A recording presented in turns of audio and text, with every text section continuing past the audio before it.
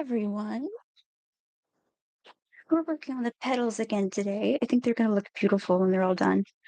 Where we left off, we had 24 stitches, and that was row 6. So we pick up with row 7. And as I'm working today, I wanted to talk about a book that I read recently. I actually found it at my library, which was super cool. And this isn't really a critical review. I just wanted to share some of the thoughts and feelings that I had about it. So, at my library yesterday, I encountered the book Youth to Power by Jamie Margolin, who is a climate activist and founder of Zero Hour, which is the global justice organization that I work with. I've gotten to talk to Jamie a couple of times, but I'd never read her writing before. I actually didn't know she was a writer until I found this book, which I feel kind of silly about now. It's something she does a lot. But the foreword for this book was by Greta Thunberg, who is also someone that I look up to. So that's super cool. I read this in a couple hours yesterday, which kind of surprised me. Normally I get distracted, but this was about something that I care about, and it's written in a way that's very engaging and accessible.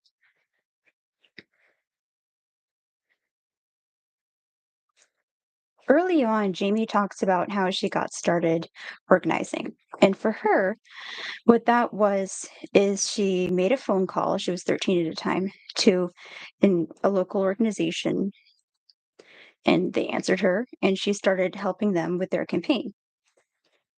She started calling other people. She was phone banking. She would help translate what people had to say into Spanish because at the place where she worked, she was the only one who spoke it. And she isn't still with that organization today, but basically what she says is organizing is something you just kind of have to learn by doing. You can study it a lot, but the best way to learn it, the most effective way to learn how to organize is to just organize and see what goes well and what doesn't. That doesn't necessarily mean you have to be in charge of an organization. Obviously, that might not be a very smart idea, but it does mean you can learn from other people. That's something that really hit home with me because it's something I've thought before and it's something I've experienced. Like for a long time, I was kind of nervous about starting to organize myself and I didn't know where to start. And that was just what I kept thinking for years and years was like, where do I start? Where do I start? Where do I start? And then one day I saw a article in a magazine that was about like 50 influential women of recent times. One of them was Jamie Margolin, and it mentioned that she had started a youth climate organization called Zero Hour. And I thought, hey, that's cool. Is that something I could do? So I looked it up and I found the website, which was so scuffed at the time. It has improved so much in recent years. You don't know. And I filled out the volunteer form.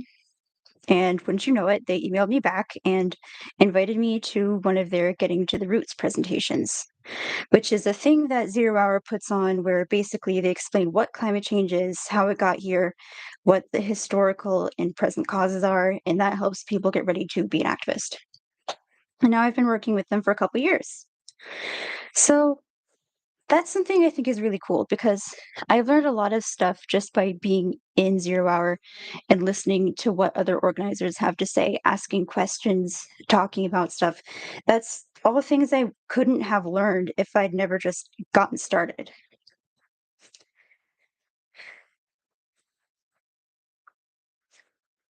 So I guess what I'm saying is it's okay if like you don't like the first organization you work for or you don't stay there forever or you're not doing anything huge. You don't have to be like the activist that's going to save the whole world in the beginning. You can just help call people like Jamie did, or what I started out doing, and which I still do, is helping create messaging. That's mainly what I work on is the artsy stuff. You can just you kind of have to jump in with both feet, you know?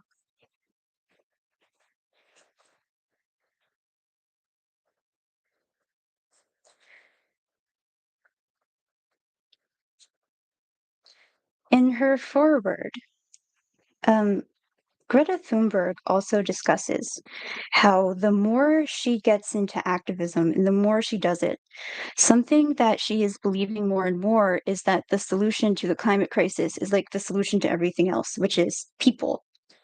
And that was something I really resonated with because we have lots of resources. We have technology that can allow us to utilize the power of the sun, for example. We can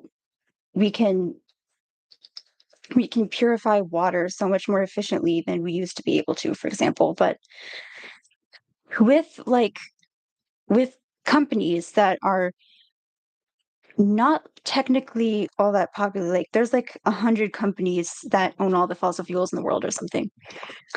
They control most of what could they control through power, money, influence, things like that. But we outnumber them. When people work together, we have numbers on our side. We can share ideas, we can share our resources, we can share our power. We're stronger when we work together.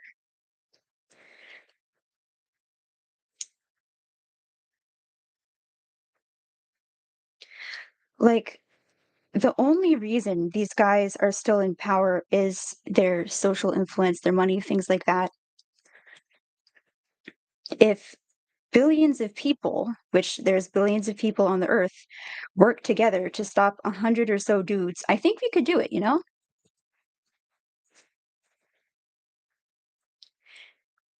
This reminds me also of something that Jamie says later, which is that we cannot afford infighting.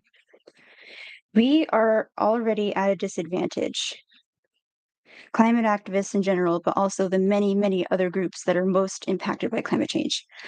Like, we're all, like, the vast majority of climate activists are already affected by climate change itself. They're affected by misogyny, they're affected by racism, they're affected by religious hatred. Like, we can't afford to waste our time being hateful towards each other and just continuing, even if it's not anything huge like that, like personal beef. We can't afford to start drama in public. We can't afford to just keep repeating like patterns of oppression as long as we're being the oppressor to somebody else. One, that's not fair. That's a cruel thing to do anyway. Two, if we're busy fighting each other, we keep each other busy. And that's exactly what the fossil fuel industry wants. If you've heard the phrase divide and conquer, I don't know what it meant historically, but in this case, it means the divided party, which is us, gets conquered. If we're busy just like slap fighting each other, then the fossil fuel industry can keep right on going under our noses.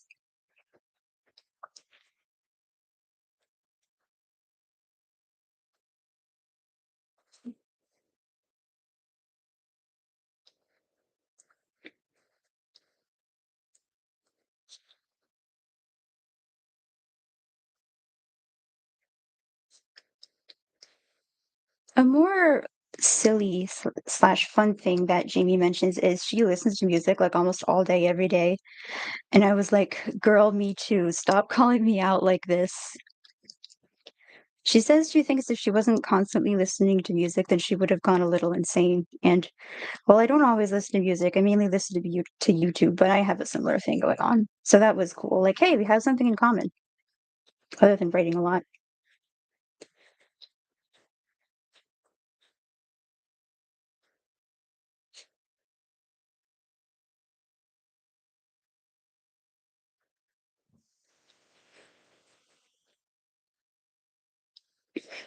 Speaking of how you just have to try things, there's this section where Jamie goes into the first organization she tried to make, which was called Future Voters for 350 Parts Per Million, I think. And what happened here was she was basically trying this whole other thing where she and a friend spent a week creating social media profiles and building a whole other organization that was not Zero Hour, and that didn't end up working out in the long run. She realized it was more important to her to make sure that the Youth Climate March happened, which is why she created Zero Hour in the first place, and that's what we still have now. But even though the first organization didn't work out, she learned stuff like how to do a social media or how to start organizing, how to reach out to people. So I think that's important because it's experience. That's the kind of thing you only get through experience. Like when I first started crocheting, it was really bad because I was so much younger. Fine motor skills were not as good. I didn't know what I was doing, but I kept doing it, and that's how I got better.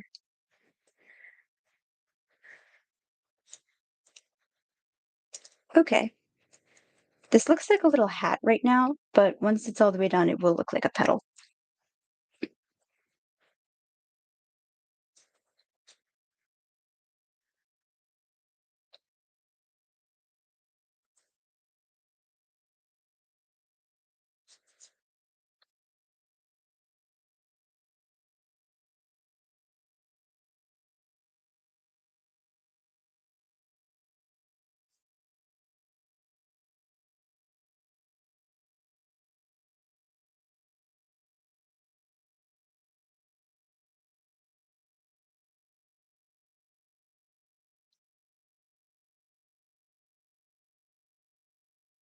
Something else Jamie mentioned was that a lot of older people will look at hers and my generation, which is Generation Z.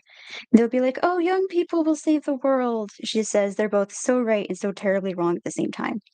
And this isn't necessarily how she phrased it, but it made me think of how I kind of come at this statement, which is, well, there's a lot of stuff we can do, but we're not going to save the world on our own. One, we can't. There physically is not enough of us. It takes billions of people to change the way the whole world works. Two, it's not fair to say that like we, the young kids, can just fix everything in the world. We didn't create the vast majority of the problems we are dealing with. We didn't exist when climate change started happening. We didn't create the pollution that has affected us today. That was our parents and their parents' parents and so on and so forth. So it's not fair to go like, "Oh, you do the work for us." And some people probably are just not thinking this through. I don't think they all have malicious intent. But I think there are also some people that say this just because they don't want to do the work, you know? Like there are probably like banks funding fossil fuels that go, "Oh, young people will save the world," because, they're mainly staffed by older people. They're busy pumping money into oil pipelines. They don't want to change what they're doing. So if they put the onus on us to change what we're doing, then they don't have to change anything.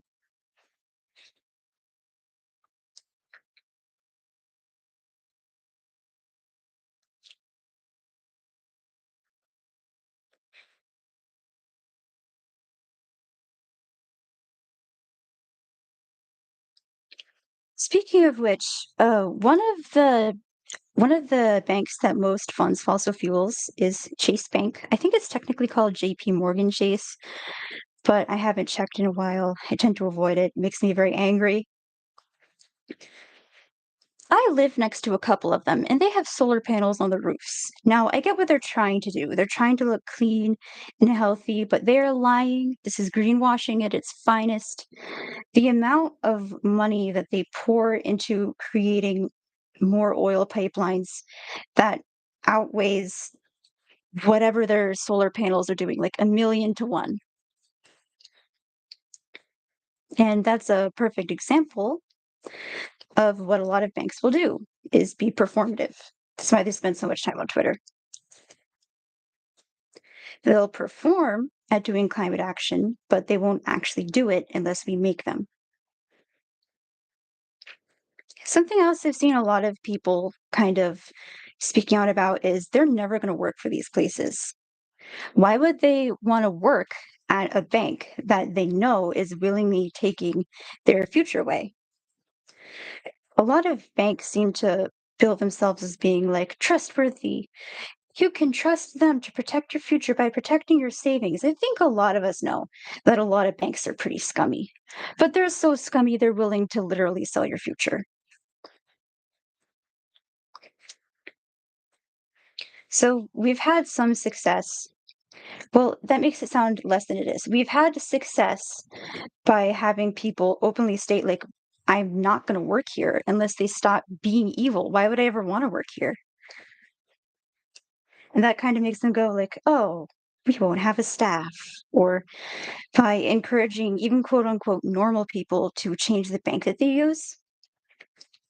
Like, why would you want to use a bank that you know is not only just like scummy as in like annoying and kind of shady, they're paying for fossil fuels. They're taking our like older people's future away, and for people that are just having kids or maybe they're planning to have kids. It's hard to do that when the future of the planet and humanity is being sold off as we speak.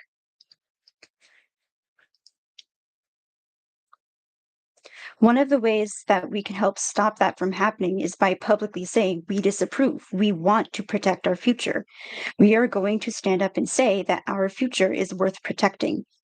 And I think a lot of people know that, like you probably think, well, obviously I should have a future, but it's important to say that out loud and to say that to the people that are threatening it.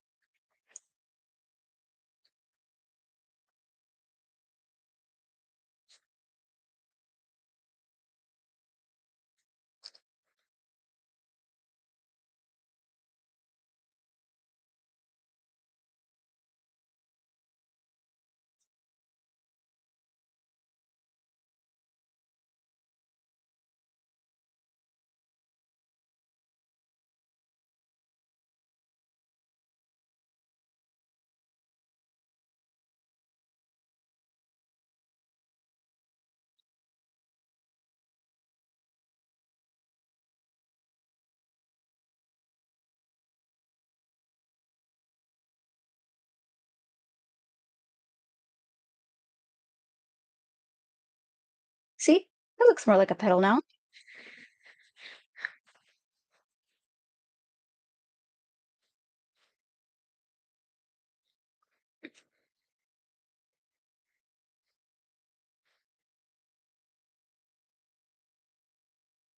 Something I've seen with a lot of indigenous organizers that I think a lot of people could stand to learn from is the idea that we humans are not separate from nature. And when I say that, it might sound obvious, like, well, we're living creatures, obviously. And yeah, that's true. But what I'm more pointing to is a lot of times in our modern media and in everyday conversation, people will sometimes act as if we're separate from it. Like talking about the environment as if it's separate from us, or as if like, oh, it's such a special thing that you care about the environment, not you need to care about it because we're part of it. And while it's true that we're more complicated than most other creatures that we know of on Earth, other times I'll hear people discuss animals and plants as if they belong to like this whole other world and we never come in contact with them. But we have to. Like, we live in close contact with plants. We have to eat plants. In many cases, we have to eat animals to survive. If quote unquote the environment goes, we go too. I don't know a ton about bees, for example, but I've heard estimates like because bees do so much of the earth's pollinating, and that's how we get some of the plants we eat. That's how the animals that we eat get their food. Like, if bees went away, then humans would last like 3, 4 years max. That's crazy, y'all. And bees are very much in danger right now.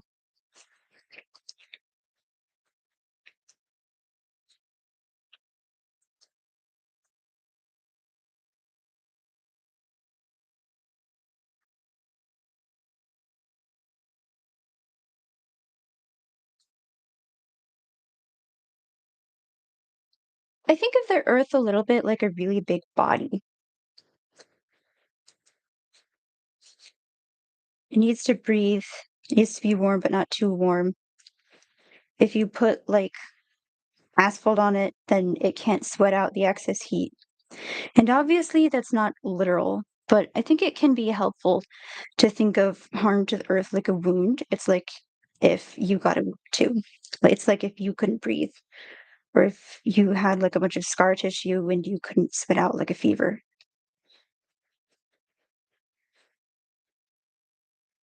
When we're harming the earth, we're harming ourselves. So that's why we among many, many other reasons, obviously. That's why we need to protect it.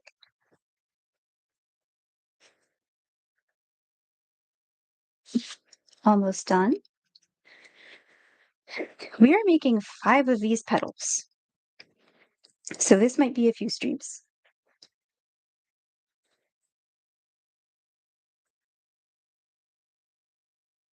To get my scissors real quick.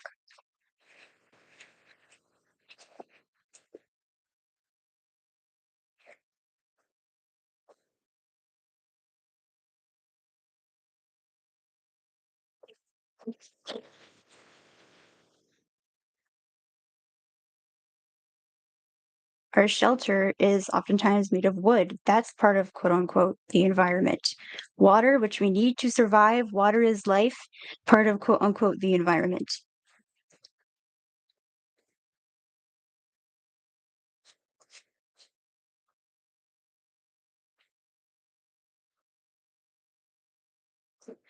I don't think we're going to stuff this. We're going to keep it flat, but it'll look really cool once it's done.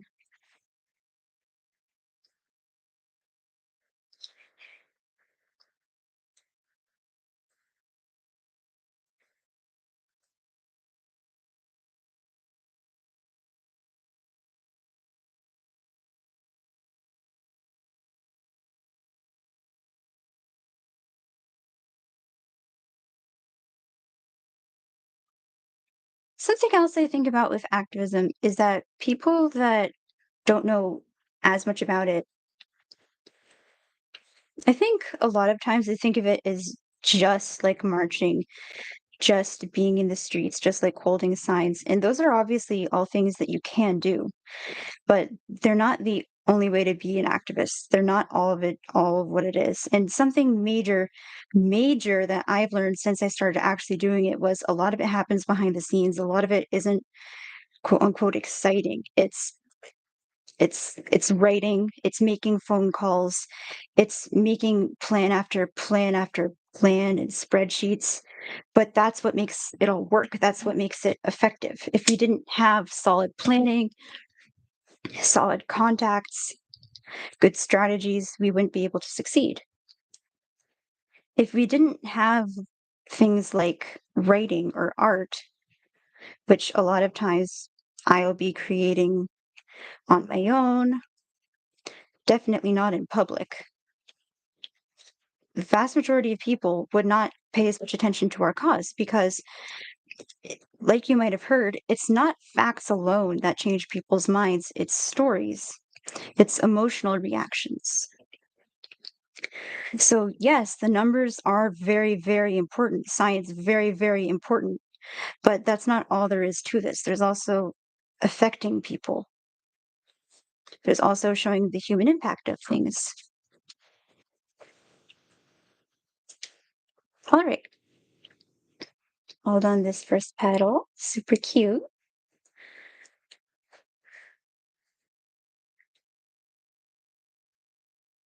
For example, a little while ago, I wrote an article that is about my feelings on how parents can connect with youth climate activists and better support them in their journeys.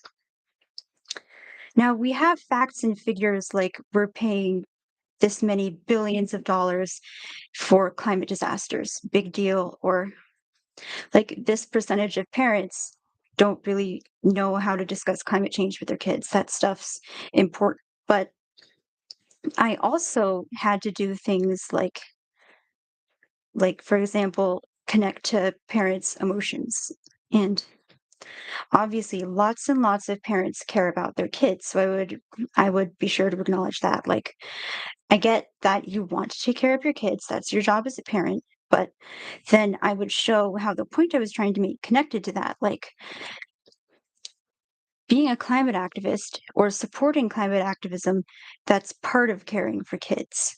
If you don't do that, all the stuff that we already do with best interests in minds, like making sure someone can get into a good college or making sure they have a good paying job. In the time that we are in now with the climate crisis, climate activism is as necessary as all those other things. because otherwise we're gonna have things like crops failing or climate disasters that we aren't equipped to prepare for, even if we have like a good paying job so we can afford like a like hurricane protections and stuff. There's only so much we can prepare for because things are changing a lot very, very quickly.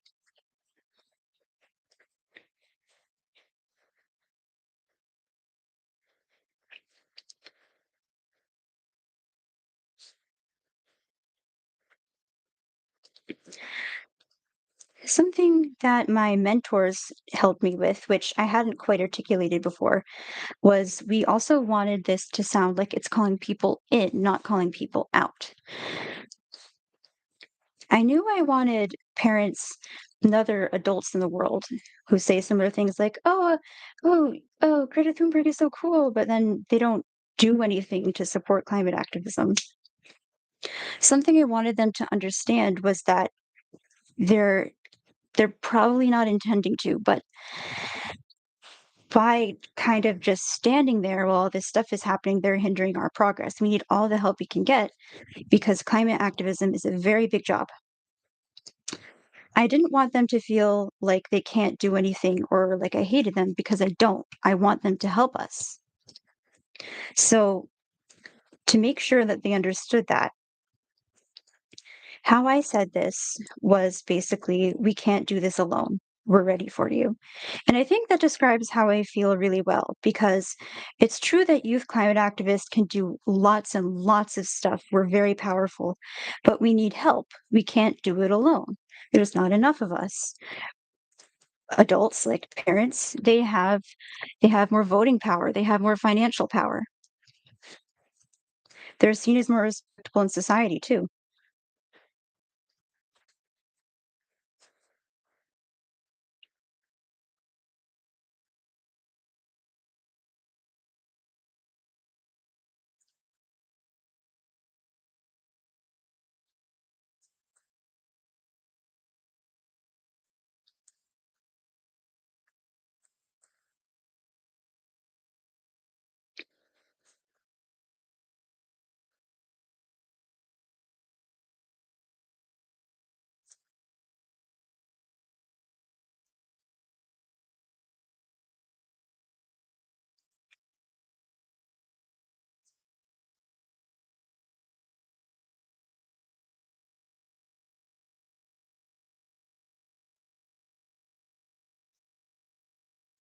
Something else I think about with climate activism is I think there's this stereotype that everyone who's a climate activist is someone who loves to be outside like all the time, like hiking and being in nature. And there are definitely people that enjoy all those things, but that's not everybody, guys.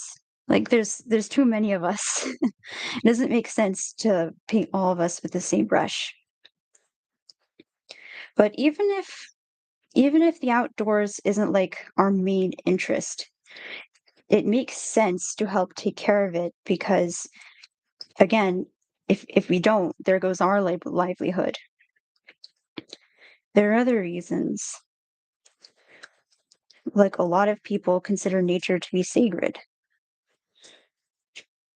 Even if you don't like being in like the heat or hiking around outside, you can see how caring about it would matter, and that's something that I think is important to recognize. Like, maybe someone gets approached like, "Hey, I wanna join our climate activist group," and they're like, "Oh, but I'm not that interested in the outdoors," and you don't have to be. I'm not like, I think nature is cool to look at and learn about, like, from a scientific standpoint. It looks beautiful, so it inspires my art a lot, but I don't wanna be outside, like, all the time, you know?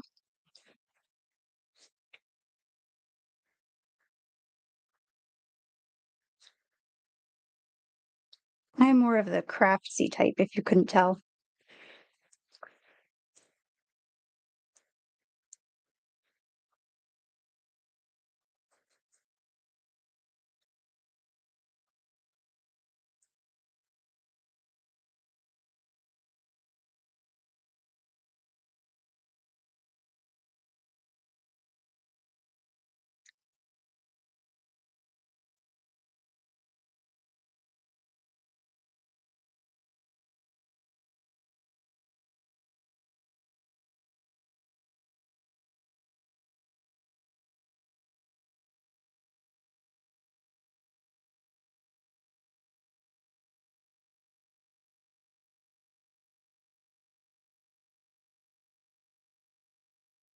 These petals look almost like snow.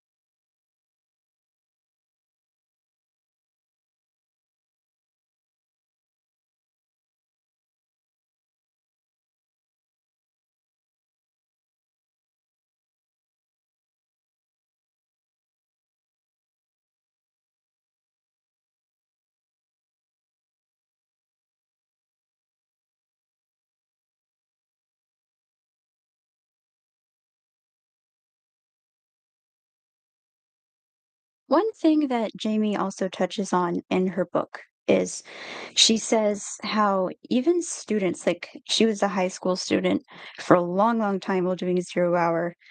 I think she just graduated college. Um, they may not have like whole hours to set aside to climate activism. Obviously, they're very busy, and so are a lot of adults. But they do have little pockets, like 5 or 10 minutes, like at lunch, for example, or while waiting for the bus, that they can use to send an email. Sorry, that was the camera. Or start drafting messaging, or start putting together an agenda. And that's something I think is really cool. It's important to remember. Like, sometimes I get intimidated by like the size of a project. I'll go like, "Oh, I can't possibly work on that right now." Or if I don't have like an entire hour free, I'll go like, "Well, there's no point." But even if I just get started on it, like if I was writing a big essay, for example, that's at least a start, and then there's less stuff to do later. So I think that's something that we can apply to activism too. Like maybe you can just make a phone call real quick while you're waiting an appointment. If you have an idea for an article you need to write, why not just like write it down in a minute that you're free and then you can go back to it later and work on it more.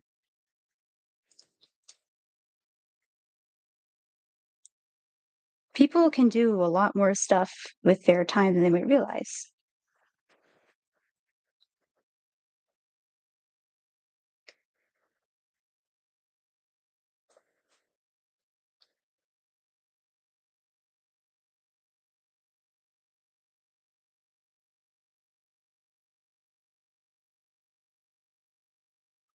For some reason, I have trouble getting the 24 stitches right at this part, so I'm going to count very closely in my mind.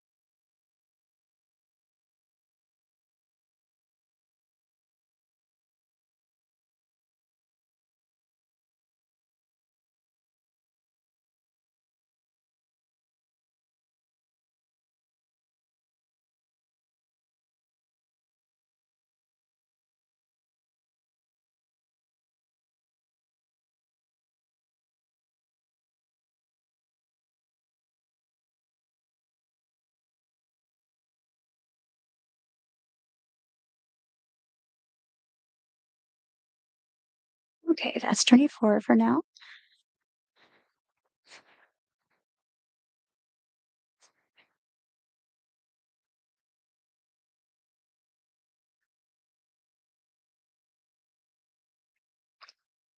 On the opposite end with timing and stuff, some people like take on too much, and that's something else Jamie discusses, is she used to try and do like everything at once, like just do all her activism at school, which she does not recommend. From experience, she can say that this distracts from class, it is not effective, and you can't focus well on either thing.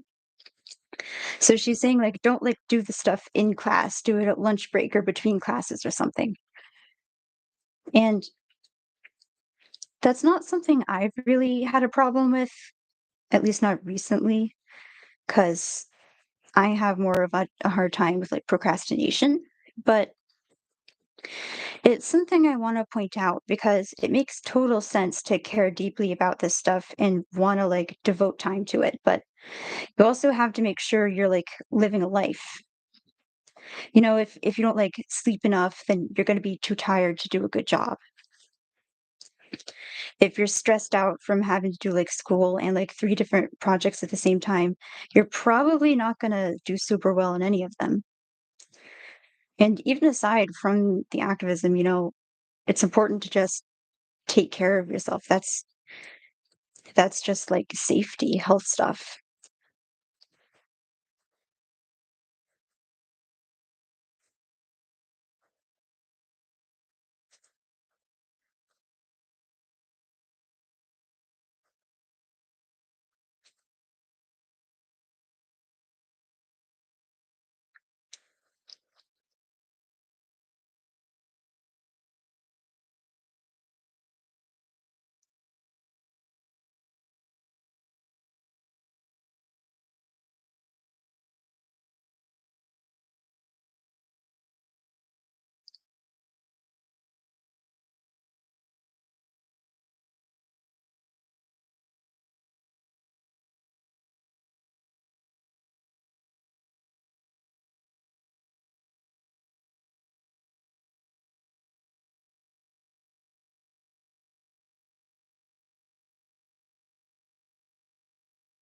Another way that you can help in the activism sphere is finances.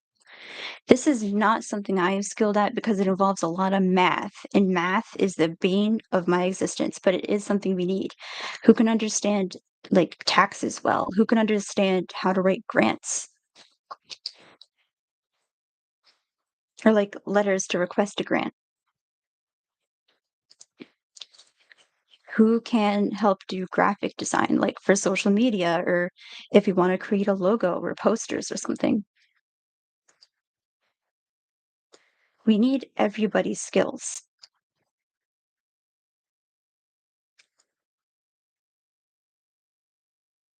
That's something that really helps me because it makes me feel like I I may be like an artsy-fartsy type, but that's important. We need that.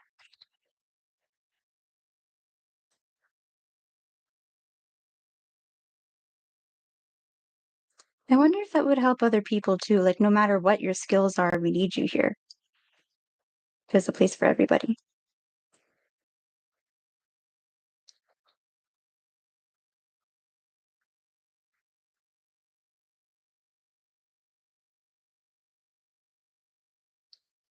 Okay, that should be 30. For some reason, the way the pattern tells you to make 30 doesn't quite make sense, and it would take a minute to explain.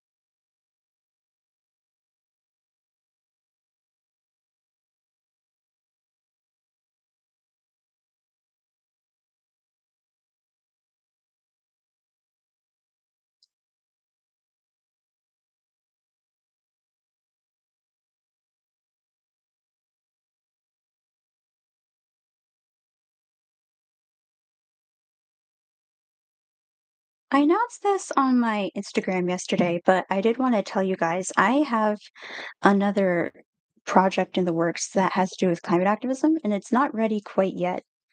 But once it is, I'll tell you guys probably in a post or short. And I really hope you all see it. It's going to be very funny.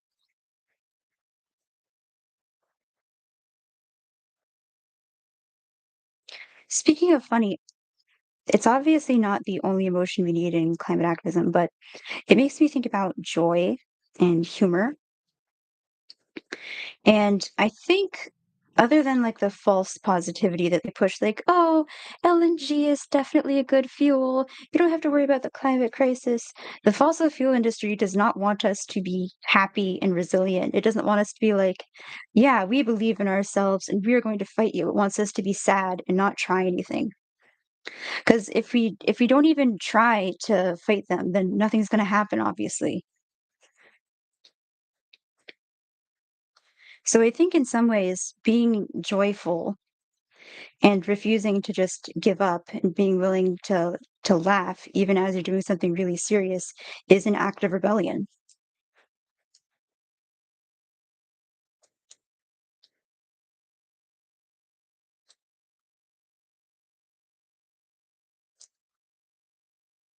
3, 6, 9, 12, 15, 18, 21, 24, 27, 30. Okay, good.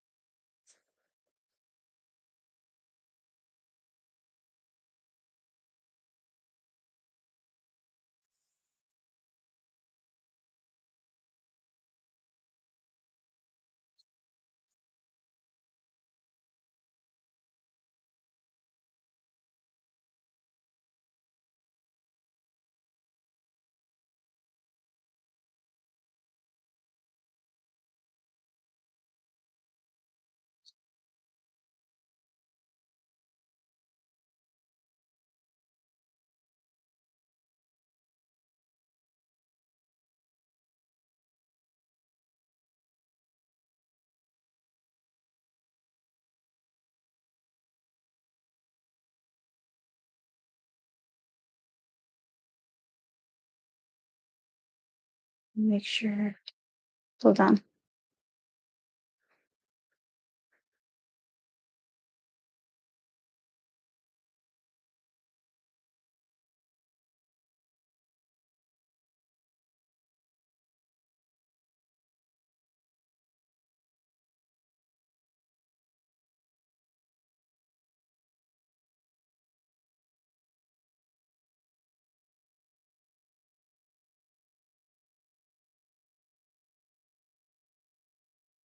I'd seen pictures of it, but I was a little surprised to learn exactly that one of Zero Hour's first actions happened in the pouring rain, cold, wet. You'd think a lot of people wouldn't want to go to the Youth Climate March and speak up and like rebel, but they did. Thousands of people went, and it was a big success. And that's so cool to me because it proves that so many people really care about this issue. They're willing to be cold and wet and miserable and outside, being battered by the elements to show that they care. They want to have a future. They want to protect everyone else's future. They want to protect the earth.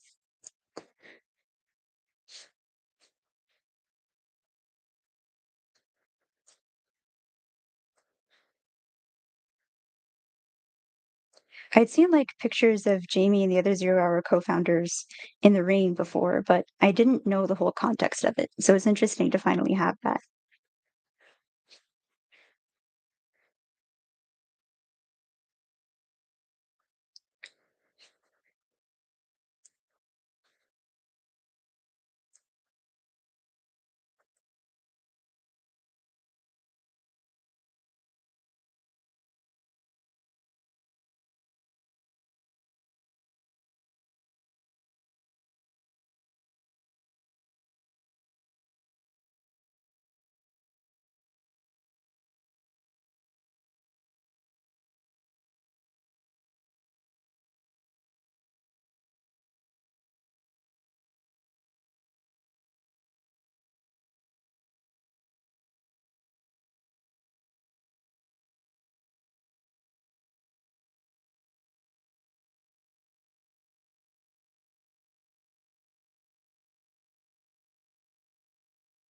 I'm working on this project a little bit at a time, which reminded me something that works for me with climate activism is just making it a part of my life.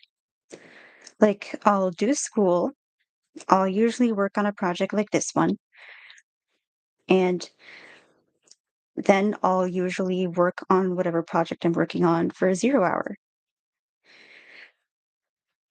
Like, maybe I'm working on writing my article, maybe I'm trying to get it pitched somewhere. This is actually what I did with my previous article. Or maybe I'm asking a friend to help me edit it. On the other project, which is upcoming, something I did was, yes, I scripted it. Well, I did most of it, but I had help editing. I would go like, okay, what can I do today? Do I have to finish all this? No, I don't have to write the entire script today, but I can at least get started. And then the next day I would go, okay, these are my big ideas, but how can I get data to support it? And then I would go look for sources and I would make sure they were credible sources. That's especially important in climate activism. And then, or I would ask my coworker who was helping me, like, hey, do you know about this? Can you help find some sources on this? And we worked together on that. And then another day, I sent it to, I don't know exactly what this is called in activism, but the guy who is like the leader of the team that I am working on right now, like what would that be called at the workplace? I sent it to him and I said, hey, can you do one more check for edits? Like grammar and the script, or it's going to be a video. So can you help say get some B-roll? And he would say, yeah, that's something I have on hand.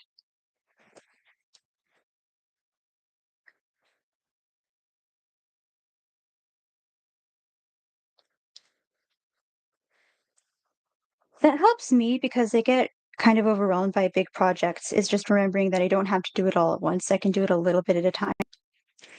And I think for a lot of people, activism is kind of like that. Like, where do I even start? This is such a huge problem. Yeah, climate change is a huge problem, but that's why we need so many people to help us. And it's okay if you can't do everything on your own. It's just important that you do something. Like you help in whatever way you can.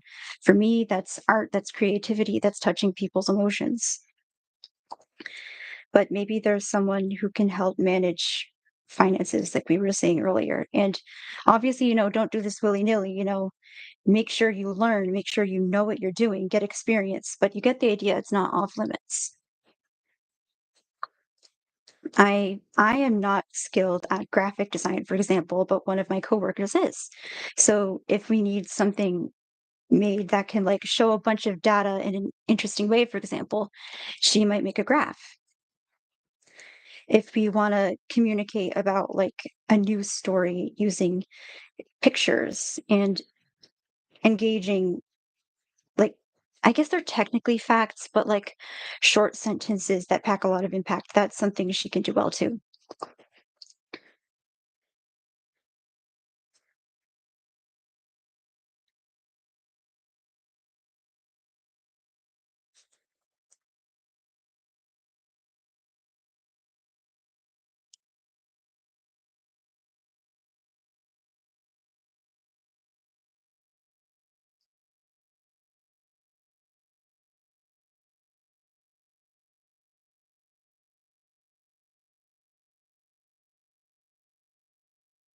Sometimes people literally don't have a choice. They have to choose between like eating food and being an activist. But what I'm mainly talking about here is conversations I've had with my parents, for example, where they're like, we have a lot on our plates right now.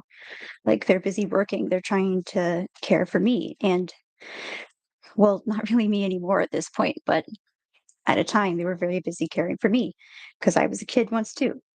And I get that, they have a lot going on, but that doesn't mean they can't do anything, It doesn't have to be their full-time job, but they can support climate activism if they choose to learn, to get experience, to make sure they know what they're doing, and to act like they really care. Because Obviously, if you ask them out loud, they'd be like, "Yeah, fossil fuels are bad," you know? They don't want there to be more of them. But it's important to do actions that show that, not just say it, because that's what actually stops the bad things from happening.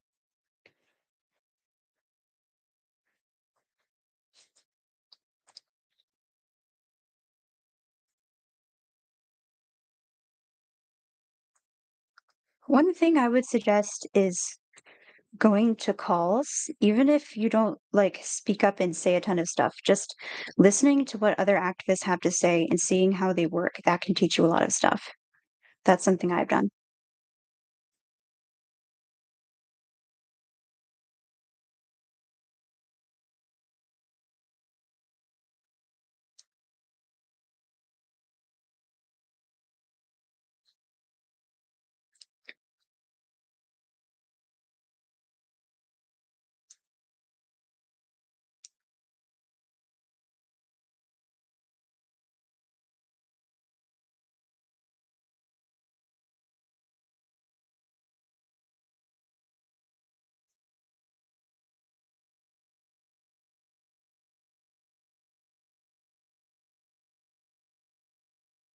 For me, I do want it to be more of my life, but my activism isn't a full-time job either, you know?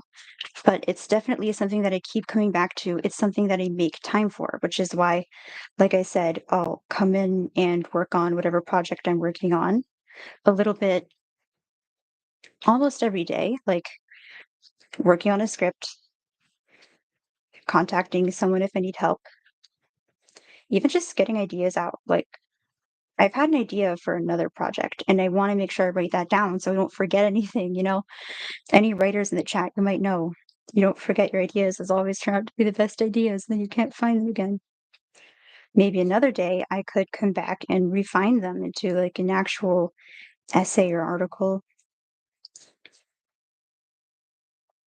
But it's what's most important to me is that people keep coming back and consistently doing things.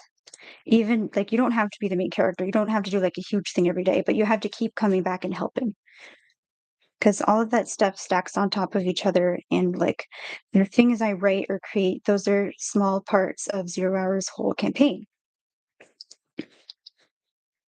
And just the more stuff there is to our campaign, you know, the more people will see it. If it's touching people's emotions, more people will be impacted by it. The more effective content we have in our campaign, you know, the stronger it will be. And mine can be a part of that.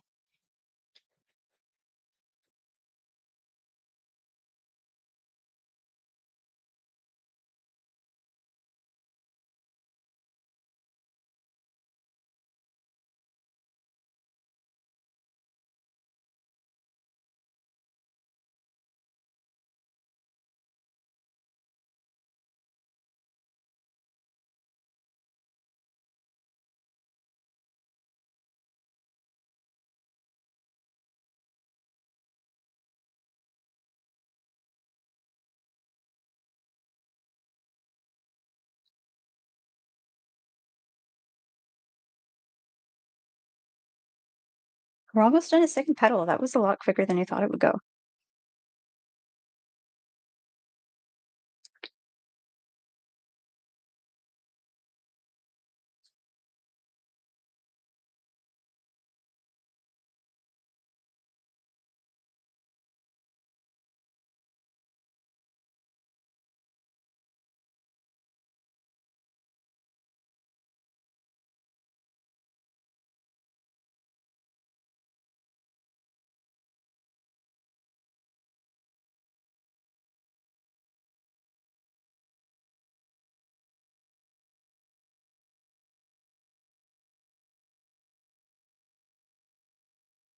Two, three, five. Okay, one more decrease.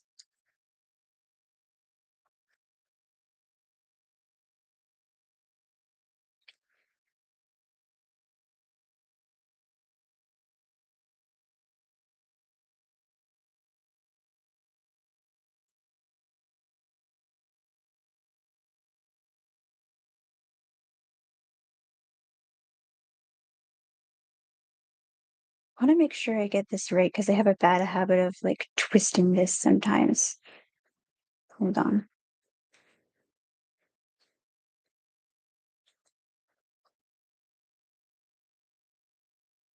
Okay,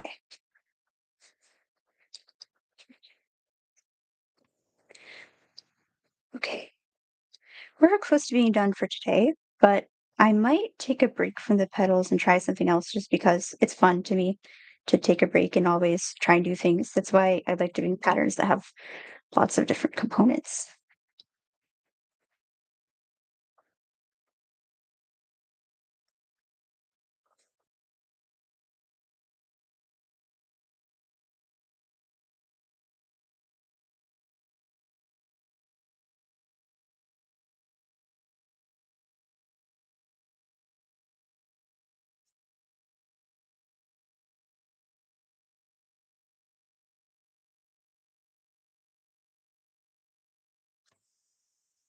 It's number two petal done, a little more round. They look like little cups.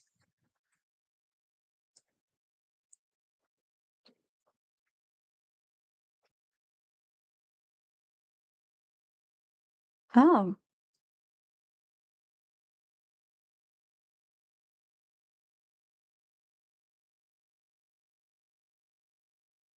the other stuff would take a little while. So I guess we can at least get started on another petal.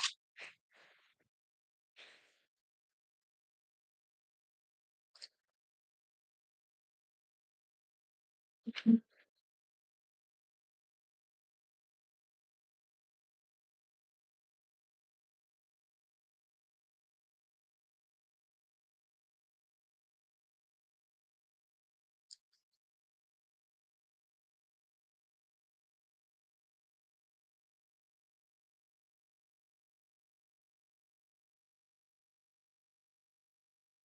6.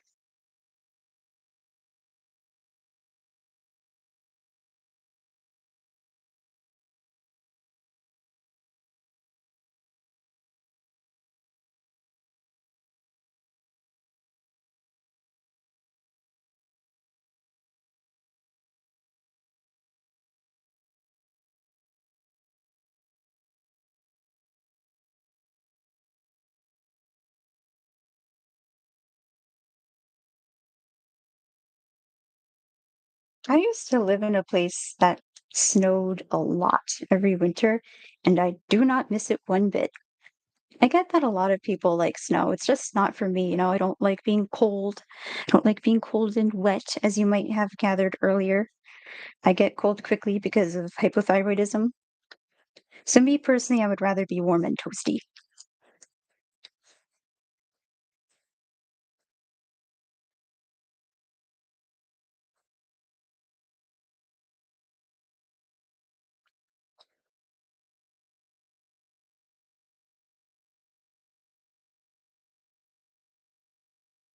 Speaking of how a lot of actors will be holding signs, obviously, a lot of those will be handmade.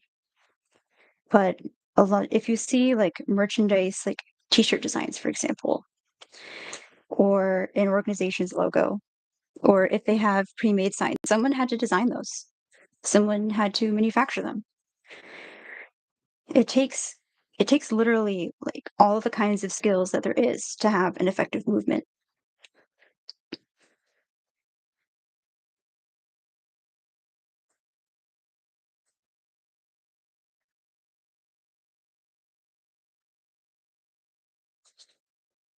Can you see? It's okay.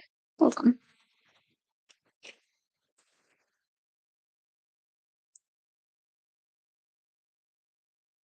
I can't control that I hold my fingers this way, guys. I don't know what it is.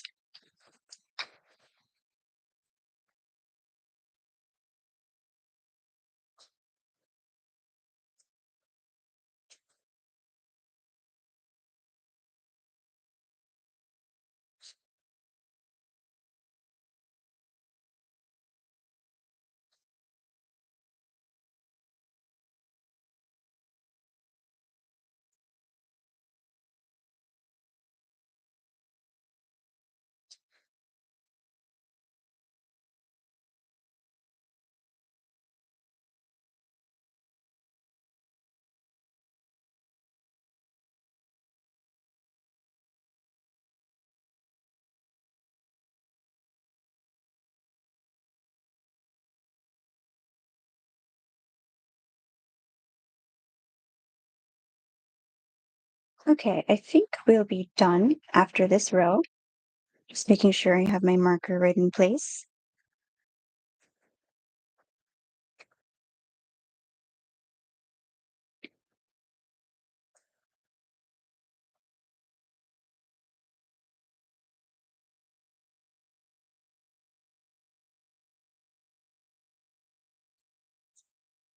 Something that I think is kind of underrated about joining a movement is you can meet people that are a lot like you or that you want to be friends with. Like there is one of my coworkers I found out also loves to collect plushies like I do, and she has pets just like my family. She has a lab and a bunny, while we have cats and a retriever, but that's still cool to me.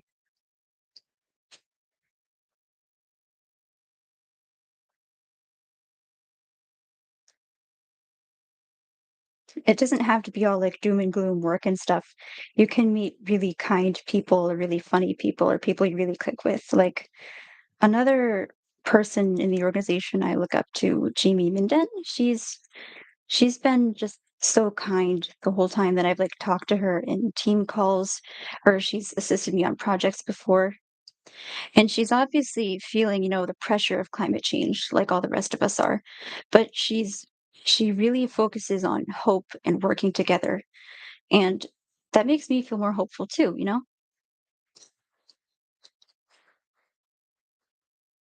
Okay. This is petal number 3. Just finished row 3, and that is where we'll finish it today. But I will be back very soon.